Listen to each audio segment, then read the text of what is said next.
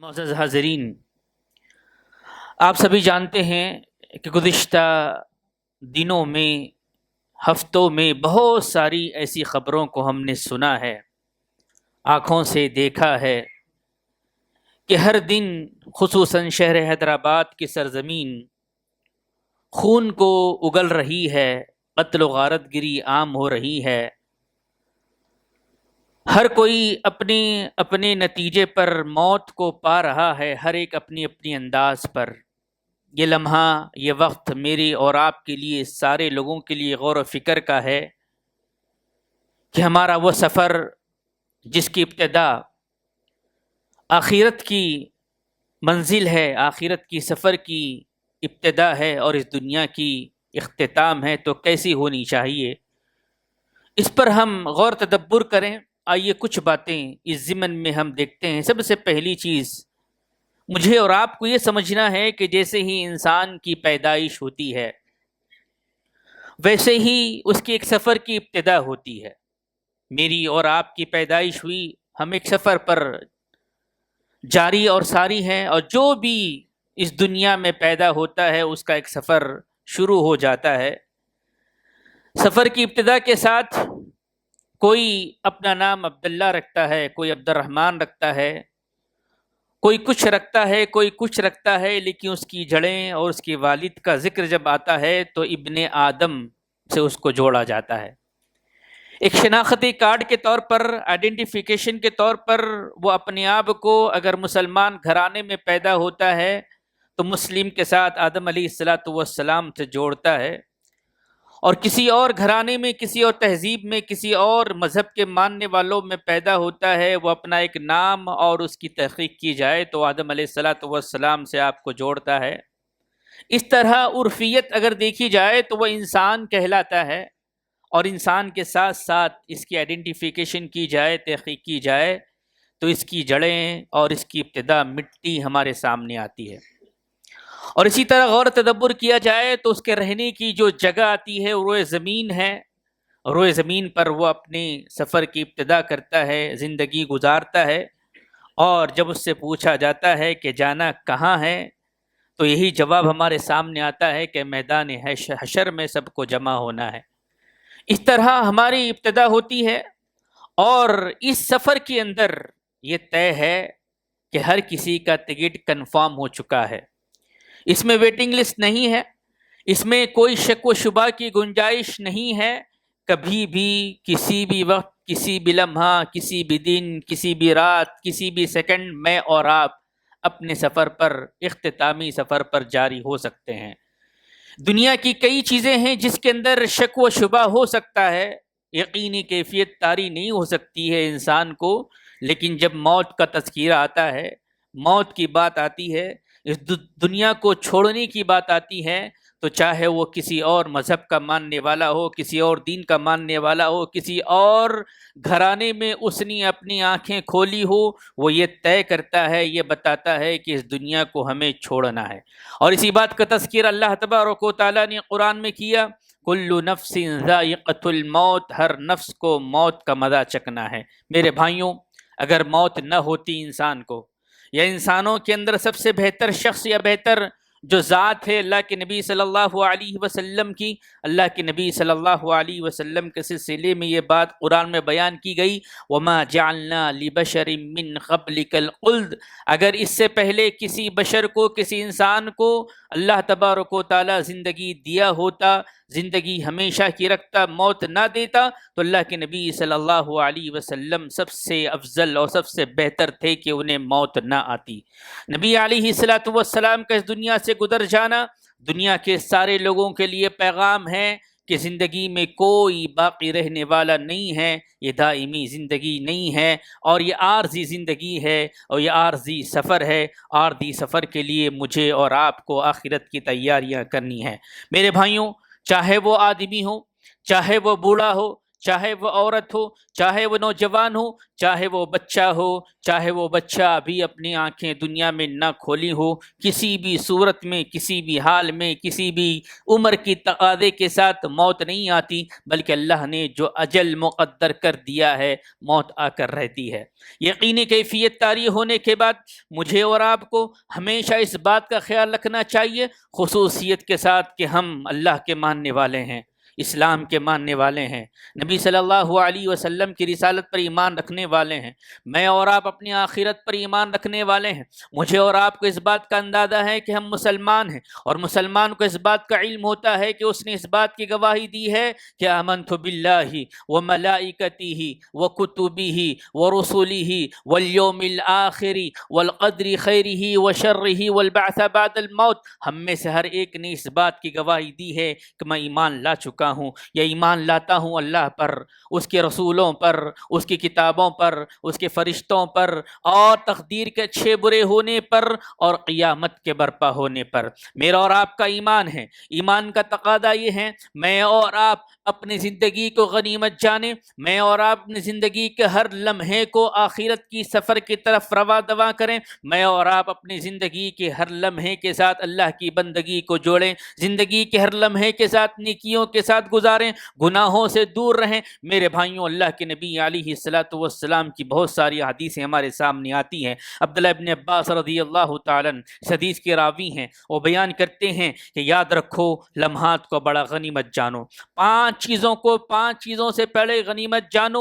یہ پیغام عبداللہ ابن عباس رضی اللہ تعالیٰ عنہ کے ذریعے اللہ کے نبی صلی اللہ علیہ وسلم نے دیا، جس کو مستدرک الحاکم کے اندر بیان کیا گیا ہے۔ اگر آپ اس کو پڑھتے ہیں، کئی دفعہ آپ نے اس حدیث کو سنا ہوگا، کئی دفعہ اس کی وضاحت کو آپ نے غور و تدبر کیا ہوگا، لیکن جن حالات سے، جس کیفیت سے، جن قبروں سے ہم گزر رہے ہیں، یہ وقت مجھے اور آپ کو للکار رہا ہے کہ ہم اپنا جائزہ لیں۔ عبداللہ ابن عباس رضی اللہ تعالیٰ عنہ کہتے ہیں، اللہ کے نبی صلی اللہ علیہ وسلم نے فرمایا، جوانی کو بڑھاپے سے پہلے غنیمت جانو۔ یہ جوانی اللہ کی نعمت ہے، یہ جوانی اللہ کی دی ہوئی نعمت ہے۔ یہ جوانی کو اتنا اہم بناؤ کہ بڑھاپے کے آنے سے پہلے اللہ سے تم راضی ہو جاؤ، ایسے نیکیوں کے اندر زندگی گزارو کہ تمہاری جوانی تمہاری بڑھاپے کے لیے سہارا بن جائے۔ میرے بھائیوں، کتنے ایسے نوجوان ہیں آج جوانی کے دہلیز پر قدم رکھ چکے ہیں، جو جوانی کی زندگی گزار رہے ہیں، اللہ ماشاء اللہ وہ ایمان تو رکھتے ہیں اللہ پر، اس کے فرشتوں پر، اس کی کتابوں پر، اس کے رسولوں پر،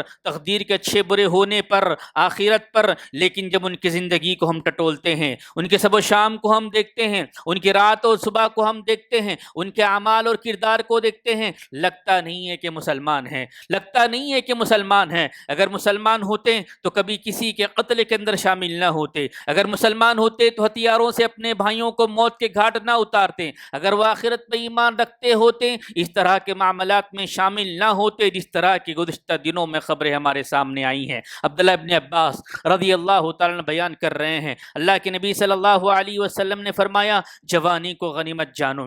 جوانی کی عبادت بڑی پسند ہے اللہ تبارک و تعالیٰ کے پاس۔ حج کے موقع پر ہم نے دیکھا ہے گزشتہ دنوں میں کئی ایسے بزرگ حضرات جو چلنے کے لائق نہیں ہیں، چلنے کے لائق نہیں ہیں، اٹھنے کے لائق نہیں ہیں، بیماریاں جسم کے اندر گھر چکی ہیں، اس حالت میں حج کے لیے گئے ہیں۔ یقین اللہ تبارک و تعالیٰ قبول کرنے والا ہے، لیکن بڑھاپے کی عبادت سے بہتر عبادت جوانی کی ہے۔ اللہ نے اگر نعمت دی ہے دولت، اللہ نے صحت دی ہے دولت، تو یقین جانیے سب سے بڑی عبادت جو حجۃ الوداع کے مناسبت سے آتی ہے، عشر ذی الحجہ کے اندر آتی ہے، وہ حج ہے، اس کو کرنے کی کوشش کریں۔ یہ جوانی کی عبادت ہے۔ آپ جانتے ہیں کہ حج مبرور کا بدلہ کیا ہوتا ہے۔ اللہ کے نبی علیہ الصلاۃ والسلام نے فرمایا، الحج المبرور لیس لہ جزاء الا الجنہ، جنت کے علاوہ کوئی اور اس کا بدلہ نہیں ہے۔ ارادہ کیجئے آئندہ سال اگر جوانی ہے، صحت ہے، مال ہے، تو جوانی کے اندر حج کے لیے جائیں۔ اللہ سے ہم دعا کرتے ہیں کہ اللہ تعالی ہم تمام کو ایسی توفیق عنایت فرمائے۔ میرے بھائیوں، دوسرا مرحلہ، دوسری جو بات عبداللہ ابن عباس رضی اللہ تعالیٰ نے بیان کی وہ یہ ہے کہ بیماری سے پہلے صحت کو غنیمت جانو۔ ایک بہت بڑی نعمت ہے۔ اگر آپ کو اندازہ ہے کہ آپ جانتے ہیں کہ بیماری کے بعد انسان وہ نیکیاں نہیں کر سکتا، اس طرح عبادت نہیں کر سکتا، اس طرح اپنے دل اور دماغ کو نہیں لگا سکتا، بیماری کی وجہ سے آج کئی لوگ پریشان ہیں۔ بیماری سے پہلے صحت جو اللہ نے دی ہے اس کو غنیمت جانیے، اس کا صحیح استعمال کیجیے، اس کے لیے صحیح خوراک کا استعمال کیجیے، شب و روز کی زندگی میں حلال چیزوں کا استعمال کیجیے۔ صحت ایک بہت بڑی نعمت ہے۔ اگر اس کا اندازہ مجھے اور آپ کو کرنا ہے تو ہمارے شہر کے کئی بڑے بڑے ہاسپٹلس ہیں، دورہ کیجیے، گھومنے جاتے ہیں گارڈن کے اندر، گھومنے جاتے ہیں کہیں فلاں جگہ کے اندر، کبھی اپنی فیملی کو، اپنے بچوں کو، اپنی بیوی، اپنے بہن کو لے جائیے، بتائیے کہ یہ صحت کیا نعمت ہے جو آج 1 کروڑ پتی ہے، ارب پتی ہے، لکھ پتی ہے، لیکن ایک نوالا اٹھانے کے لیے اس کے اندر یہ کیفیت نہیں ہے، ایک نعمت کھانے کے لیے کیفیت نہیں ہے۔ ڈاکٹروں نے منع کر دیا ہے، وہ عبادت نہیں کر سک رہا ہے، غذا نہیں کھا سک رہا ہے، دولت کے انبار اس نے لگا رکھے ہیں، وقت کا سب سے بڑا مالدار شخص ہے، لیکن بیماری کی وجہ سے آج پریشان حال ہے۔ میرے بھائیوں، صحت کو غنیمت جانیں، اللہ تبارک و تعالیٰ کی عبادتوں میں لگائیں، اپنے سفر کے اندر زاد راہ کو تلاش کرتے جائیں۔ اللہ سے ہم دعا کرتے ہیں کہ اللہ تعالیٰ ہمیں صحت کا خیال رکھنے کی توفیق عنایت فرمائے۔ اللہ سے ہم دعا کرتے ہیں کہ اللہ جو بیمار ہیں انہیں شفائے کاملہ عاجلہ عطا فرمائے۔ میرے بھائیوں، تیسری بات جو عبداللہ ابن عباس رضی اللہ تعالیٰ نے بیان کی ہے وہ مال ہے۔ مال ایک بہت بڑی نعمت ہے، اولاد ایک بہت بڑی نعمت ہے۔ مال کے آنے کے بعد میرے بھائیوں، اللہ تبارک و تعالیٰ کبھی کسی کو آزماتا ہے، وہ مال کے ذریعے آزماتا ہے، اولاد کے ذریعے آزماتا ہے، شہرت کے ذریعے سے آزماتا ہے، علم کے ذریعے سے آزماتا ہے۔ لیبلوکم ایکم احسن عملا، ہر بندے کو ہر نعمت کے ذریعے اللہ تبارک و تعالیٰ آزماتا ہے۔ مال اگر اللہ نے دی ہے تو مال کو غنیمت جانیے، فقیری ہاتھ آنے سے پہلے پہلے۔ بہت سارے ایسے نوجوان ہیں، بہت سارے ایسے بھائی ہیں، بہت ساری ایسے بہنیں ہیں، مال کا انبار ہے، مال رکھا ہوا ہے، زکوٰۃ نکال رہے ہیں، لیکن یاد رکھیں عبداللہ ابن عباس رضی اللہ تعالیٰ کہتے ہیں کہ 5 چیزوں سے پہلے غنیمت جانو۔ مال آپ کا ہے، جیسے جسم سے روح نکل جائے گی یہ کسی کی وراثت بن جائے گی، کسی اور کا مال ہو جائے گا، کسی اور کے نام ہو جائے گا۔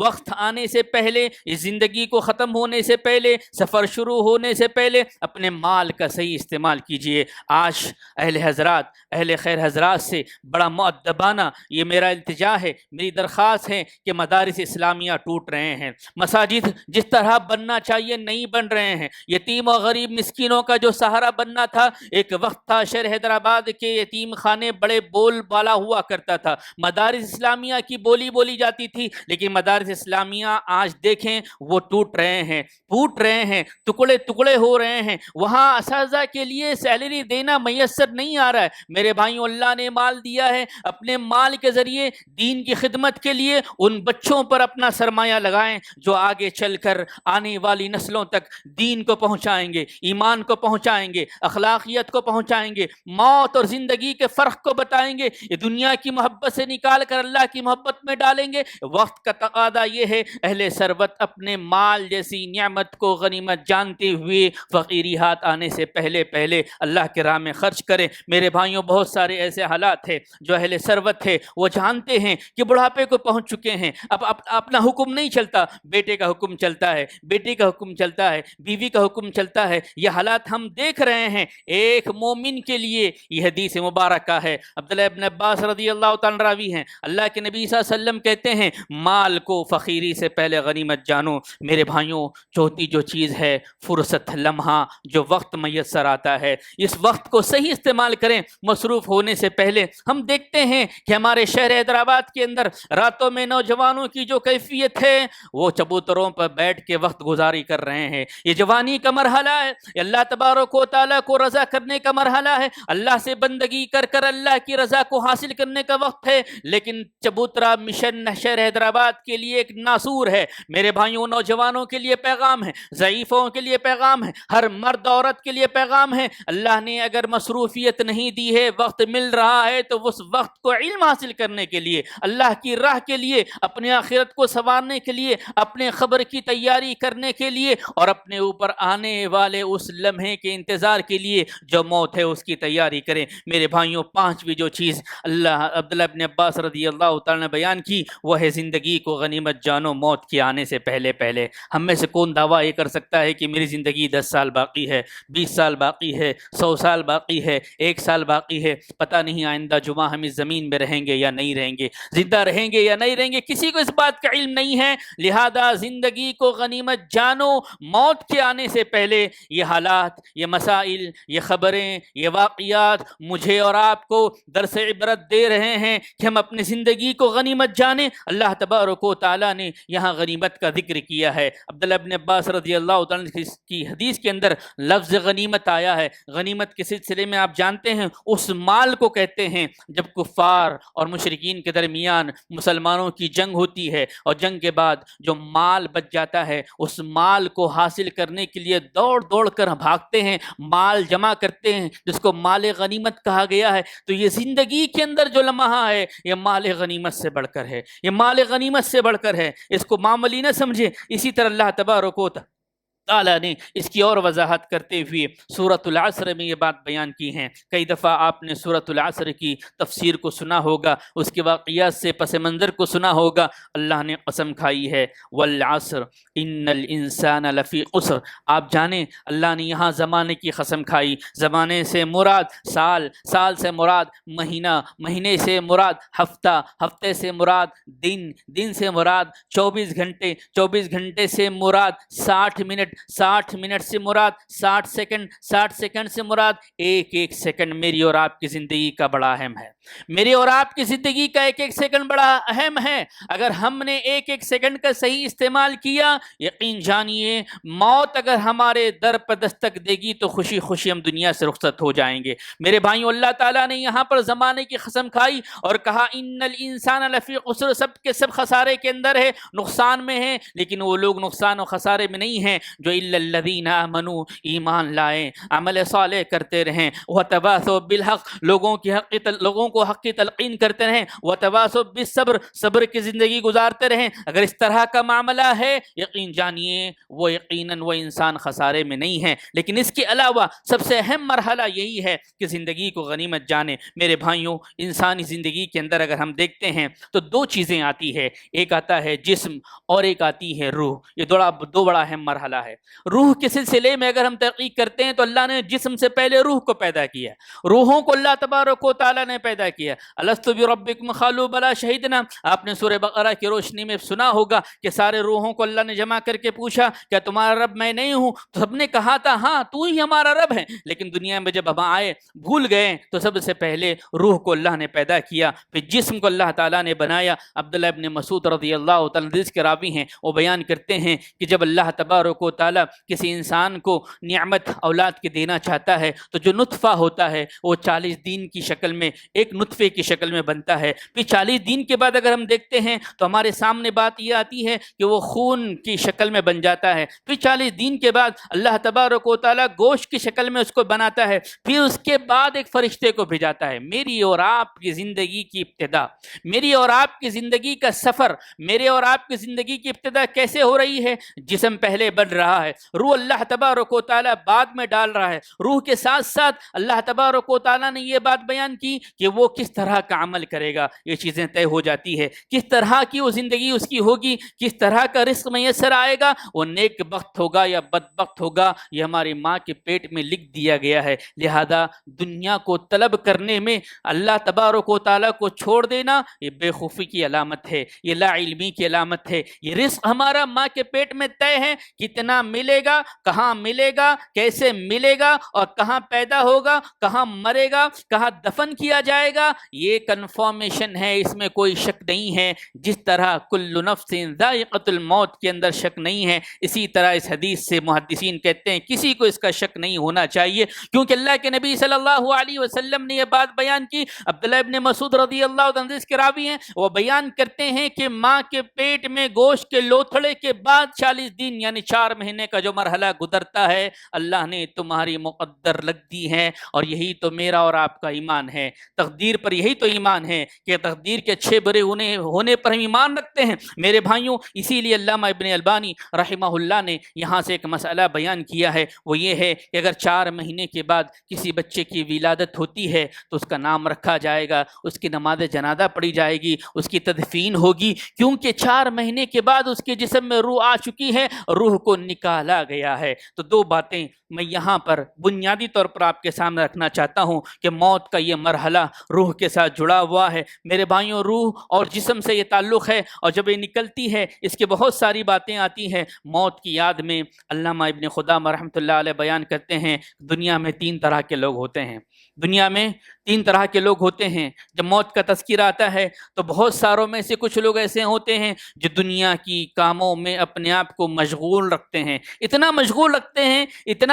رکھتے ہیں کہ دنیا کی طلب ان کے اوپر حاوی ہو جاتی ہے، اتنی حاوی ہو جاتی ہے کہ موت کا جب تذکرہ آتا ہے تو موت سے نفرت کرنے لگ جاتے ہیں۔ میں اور آپ اپنا جائزہ لیں، کہیں ایسا تو نہیں ہے موت کا جب تذکرہ آ رہا ہے تو ہمیں نفرت تو نہیں ہو رہی ہے؟ اگر نفرت ہو رہی ہے یقین جانیے دنیا ہم پر حاوی ہے، اگر دنیا ہم پر حاوی ہے یقین جانیے میرا اور آپ کا سفر جیسے چلنا ہے ویسا نہیں چل رہا ہے۔ علامہ ابن قدامہ رحمۃ اللہ علیہ کہتے ہیں اس شخص کو دیکھیے جو دنیا کی طلب میں اتنا مشغول ہو چکا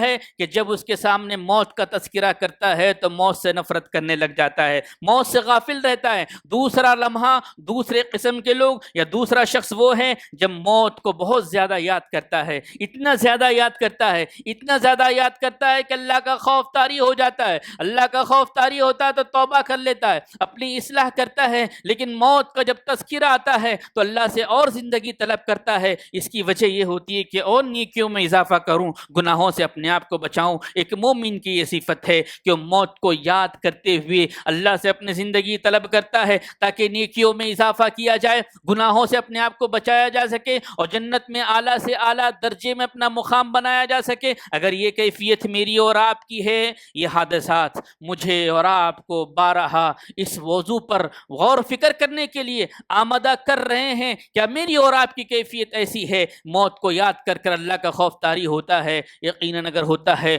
مبارکبادی کے لائق ہے، طاری ہوتا ہے اور منمانی زندگی گزر رہی ہے تو لائق تاریخ نہیں ہے، وہاں خوف کے ساتھ اللہ تبارک و تعالیٰ سے توبہ ہے، توبہ استغفار کے بعد اللہ تبارک و تعالیٰ کی بتائی ہوئی زندگی ہے۔ میرے بھائیوں، تیسرا مرحلہ یا تیسرے طرح کے لوگ وہ ہوتے ہیں جو موت کو ہر دم یاد کرتے ہیں، کبھی غافل نہیں رہتے ہیں، دنیا کی پریشانیوں سے نجات پاتے ہیں اور اللہ کی رضا مند موت سے راضی ہو کر اس دنیا سے لوٹ جاتے ہیں۔ میرے بھائیوں، لذتوں کو ختم کرنے والی آج لذتوں کا بڑا لالچ ہمارے زبانوں پر ہے، ہمارے ذہنوں پر ہے، ہماری آنکھوں پر ہے، ہمارے لباس پر ہے، ہماری گاڑیوں پر ہے، ہمارے بنگلوں پر ہے۔ آج دیکھتے ہیں کہ بڑی لذت انسان کے اندر پائی جاتی ہے۔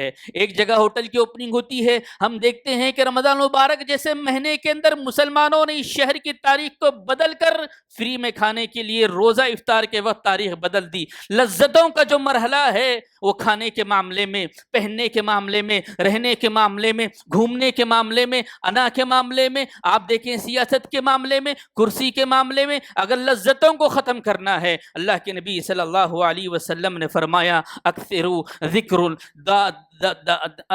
ذکر، اللہ کے نبی صلی اللہ علیہ وسلم کہتے ہیں سب سے زیادہ تم موت کو یاد کرو۔ یہ موت ایک ایسی چیز ہے جو تمہاری لذتوں کو ختم کرنے والی ہے۔ آج جو کچھ بھی ہے یا جس کے پیچھے اب ہم بھاگ رہے ہیں وہ ہماری لذت ہے، نفس کی لذت ہے، جسم کی لذت ہے، زبان کی لذت ہے، انا کی لذت ہے، آنکھوں کی لذت ہے۔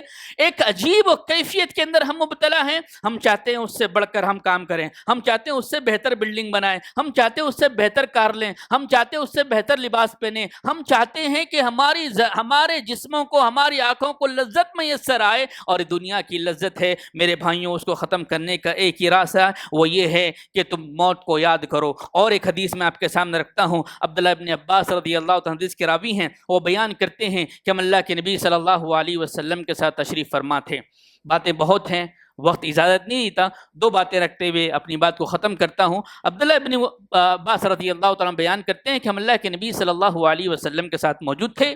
ایک انصاری صحابی آئے اور اللہ کے نبی صلی اللہ علیہ وسلم سے انہوں نے سوال کیا. سوال کیا تھا؟ سوال یہ تھا کہ اللہ کے نبی صلی اللہ علیہ وسلم سے پوچھا کہ سب سے مومنوں میں افضل کون ہے؟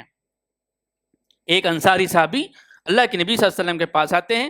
عبداللہ ابن عباس رضی اللہ عنہ راویوں بیان کرتے ہیں کہ ہم بیٹھے ہوئے تھے اور اس انصاری صحابی نے پوچھا کہ مومنوں میں سب سے بہتر افضل کون ہے؟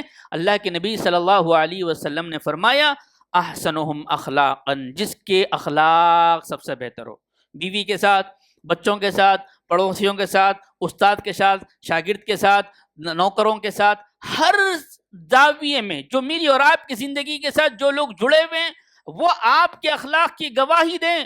یہ ہے احسنہم اخلاق، سب سے بہترین انسان. یہ نہیں ہے کہ جس سے آپ کے مفادات ہیں وہ آپ کی گواہی دے رہا ہے. آپ تحفے پہ تحفے دے رہے ہیں، اس کو بریانی پہ بریانی کھلا رہے ہیں، وہ آپ کی گواہی دے رہا ہے اور آپ کے ماتحت والا آپ کے بارے میں برائی بیان کر رہا ہے. یہ بہترین اخلاق نہیں. احسنہم اخلاق، اللہ کے نبی صلی اللہ علیہ وسلم سے، اللہ کے نبی صلی اللہ علیہ وسلم کے بارے میں عائشہ رضی اللہ تعالیٰ سے پوچھا گیا تھا. بیوی بڑا کردار ادا کرتی ہے انسان کی زندگی کے اندر. وہ اگر گواہی دے میرے مرد کے، اپنے مرد کے بارے میں کہ سب سے بہترین مرد، سب سے بہترین شوہر یہ ہے، یقین جانیے وہ سب سے بہترین شوہر ہوگا. کیونکہ بیوی آپ کے میرے کردار سے جتنا واقف ہوتی ہے، نہ دوست واقف ہوتا ہے، نہ دشمن واقف ہوتا ہے، نہ پڑوسی واقف ہوتا ہے، نہ اولاد واقف ہوتی ہے، کوئی دنیا کا اور حصہ، کوئی شخص واقف نہیں ہوتا. آپ کی بیویاں آپ سے واقف ہوتی ہے. اللہ کے نبی صلی اللہ علیہ وسلم نے اس صحابی، انصاری صحابی کو یہ کہا کہ سب سے افضل شخص وہ ہے جس کے اخلاق بہتر ہو. اس کے بعد انہوں نے پوچھا کہ اللہ کے نبی صلی اللہ علیہ وسلم سب سے عقل مند کون ہے؟ آج ہر کوئی دعویٰ کر رہا ہے، ہر کوئی دعویٰ کر رہا ہے کہ میں عقل مند ہوں، میں نے بلڈنگ بنائی اتنے پیسے میں نے بچا لیے، میں نے زمین خریدی میں نے اتنے پیسے بچا لیے، میں نے بزنس کیا اتنے پیسے میں نے بچا لیے. ہر انسان اپنے اپنے عقل مندی کو تول رہا ہے اور سب کو بیوقوف قرار دے رہا ہے. اس انصاری صحابی نے اللہ کے نبی صلی اللہ علیہ وسلم سے پوچھا سب سے عقل مند کون ہے؟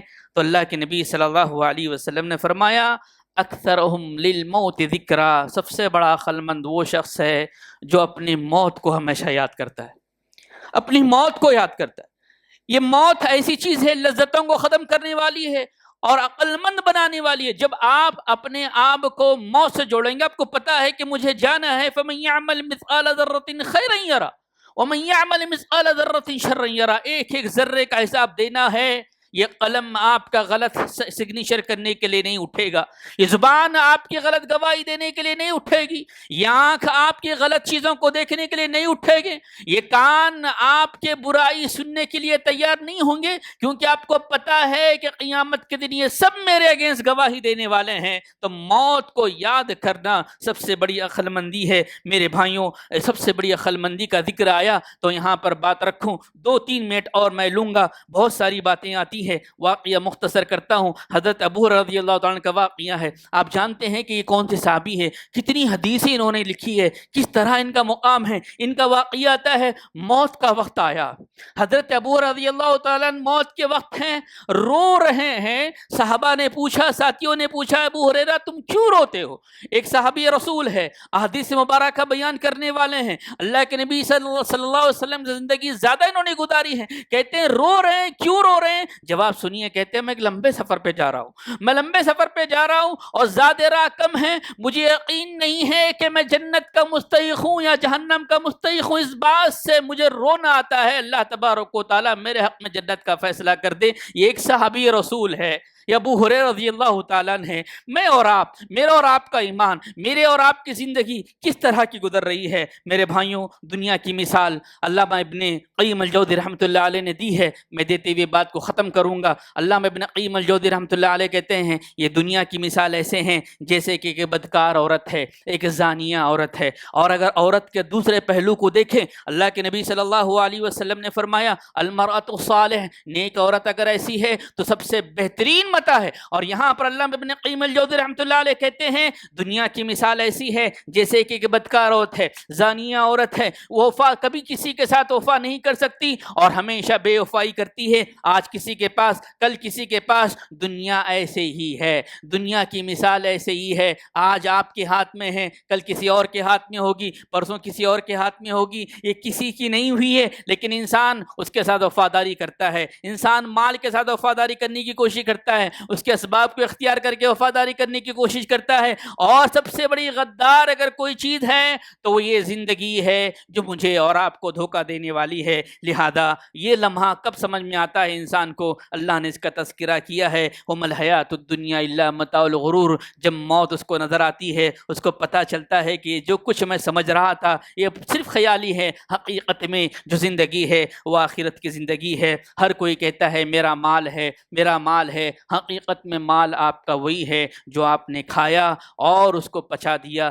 حقیقت میں مال وہی ہے جس کو آپ نے پہنا پرانا کر دیا، حقیقت میں مال وہی ہے جو آپ نے اللہ کے راہ میں دیا اور آخرت کے لیے آپ نے ذخیرہ بنا دیا۔ اللہ تعالیٰ نے فرمایا وَتُوبُوا إِلَى اللَّهِ جَمِيعًا۔ میرے بھائیوں، بہت سارے واقعات میں سے ایک بڑا اہم واقعہ جو گزشتہ ہفتے ہمارے زندگی میں آیا، جو غم ہمارے دلوں میں آج بھی باقی ہیں، جاوید عثمان ربانی صاحب، ان کی زندگی کو آپ دیکھیں، انہوں نے ایک بڑا پیغام میرے اور آپ کے لیے دیا ہے۔ ہم پرانے واقعات پر یقین نہیں کرتے، نیا واقعہ، ایک انسان چنئی سے اٹھتا ہے، اپنی بساط کو لے کر علم کے مطابق دنیا کے کونے کونے میں پہنچتا ہے، جوانی کی عمر میں حج کے لیے جاتا ہے، حج سے واپس آتا ہے اور اس دنیا سے رخصت ہو رہا ہے۔ ہر جوان کے لیے پیغام ہے، ہر اس جوان کے لیے پیغام ہے جو علم رکھتا ہے کہ اپنے زندگی کو اللہ راہ میں لگائے۔ اگر اللہ نے علم نہیں دیا مال تو ہر اس نوجوان کے لیے پیغام ہے کہ اپنے مال کو اللہ کے راہ میں لگائیں۔ اگر ہر اس شخص کے لیے یہ پیغام ہے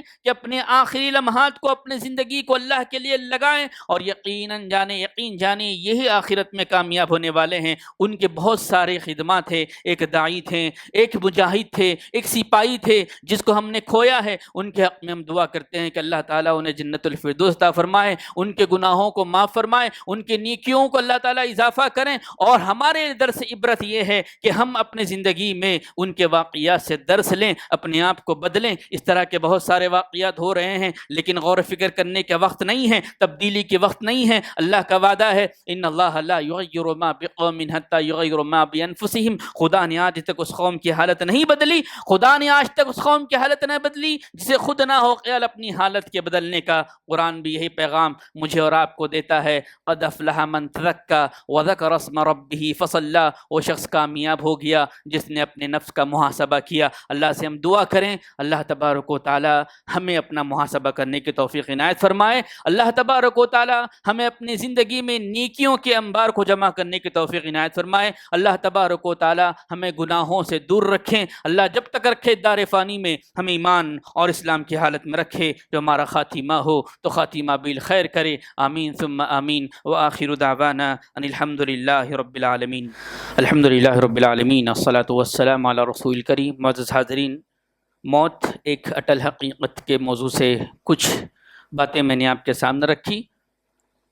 اللہ تبارک و تعالی نے واضح طور پر یہ بات بیان کی ہے کہ موت یقیناً ہے اور یقین آنے والی ہے، اس پر کسی کو شک نہیں ہے، تو اپنے آپ کو عقل مند بنائیں۔ اللہ تبارک و تعالی نے فرمایا کل نفس ذائقۃ الموت وانما توفون اجورکم یوم القیامہ فمن زحزح عن النار وادخل الجنة فقد فاز وما الحیاۃ الدنیا الا متاع الغرور۔ ہر کوئی جانتا ہے کل نفس ذائقۃ الموت، خبروں پر لکھا جاتا ہے، اس کی بعد والی آیتوں پہ غور کریں تب آپ کو اندازہ ہوگا کہ کیا اللہ نے پیغام دیا ہے۔ کل نفس ذائقۃ الموت، ہر نفس کو موت کا مزہ چکنا ہے۔ وانما توفون اجورکم یوم القیامہ، جب تم واپس آؤ گے تو تمہارا بدلہ دیا جائے گا۔ اور سب سے بڑا عقل مند، سب سے بڑا تعلیم یافتہ، سب سے زیادہ ہوشیار اور سب سے بہتر، سب سے افضل شخص وہ ہے فمن زحزح عن النار، جس نے اپنے آپ کو جہنم سے بچا لیا۔ فمن زہد یعنی النار وادخل الجنت فقد فاز، اور جس نے اپنا ٹھکانہ جنت بنا لیا وہ سب سے بڑی کامیابی سے ہمکنار ہوا۔ لہذا یہ آیت مبارکہ مجھے اور آپ کو یہ پیغام دے رہی ہے کہ قیامت کے دن ہر چیز کا ہمیں بدلہ ملے گا، لہذا زندگی کا ہر لمحہ، ہر وقت، ہر دن، ہر صبح، ہر شام اللہ کی رضا کے لیے اور حلال کمائی کے لیے اپنے جو اسباب ہے صحیح اسباب اختیار کرتے ہوئے اس سفر کو گزارنے کی کوشش کریں۔ اور سب سے پہلا مرحلہ اس سفر کے اختتام پر جو آخری سفر شروع ہوگا وہ خبر کا ہے۔ آپ سبھی جانتے ہیں خبر میں 3 سوالات ہے، تیاری کریں، وقت نکالیں کہ پہلے سوال کا جواب کیسے تیار ہونا چاہیے، دوسرے سوال کا جواب کیسے تیار ہونا چاہیے، تیسرے سوال کا جواب کو کیسی تیاری کرنی چاہیے۔ ایک لمبا موضوع ہے، کئی دفعہ آپ نے سنا ہے، عقل مند کے لیے اشارہ کافی ہے۔ اللہ سے ہم دعا کرتے ہیں اللہ تعالی ہم تمام کو آخرت کی تیاری کرنے کی توفیق عنایت فرمائے۔ اللہ تبارک و تعالی قبر کے سوالات کے جوابات کی تیاری کرنے کی توفیق عنایت فرمائے۔ اللہ تعالی ہمارے لیے سوالات کو آسان کر دے۔ اللہ تبارک و تعالی جب تک رکھے دار فانی میں ہمیں ایمان اور اسلام کی حالت میں رکھے، جو ہمارا خاتمہ ہو تو خاتمہ بالخیر کرے۔ اقول قولی ھذا استغفر اللہ لی ولکم ولسائر المؤمنین۔ اعوذ باللہ السمیع العلیم من الشیطان الرجیم۔ بسم اللہ الرحمن الرحیم۔ ان اللہ وملائکتہ یصلون علی النبی یا ایھا الذین آمنوا صلوا علیہ وسلموا تسلیما۔ اللہم صل علی محمد وعلی آل محمد کما صلیت علی ابراہیم وعلی آل ابراہیم انک حمید مجید۔ اللہم بارک علی محمد وعلی آل محمد کما بارکت علی ابراہیم وعلی آل ابراہیم انک حمید مجید۔ اعوذ باللہ السمیع العلیم من الشیطان الرجیم۔ بسم اللہ الرحمن الرحیم۔ ان اللہ یأمر بالعدل والاحسان وایتاء ذی القربى وینہی عن الفحشاء والمنکر والبغی یعظکم لعلکم تذکرون۔ واذکروا اللہ یذکرکم وادعوہ یستجب لکم ولذکر اللہ تعالی واللہ یعلم ما تصنعون۔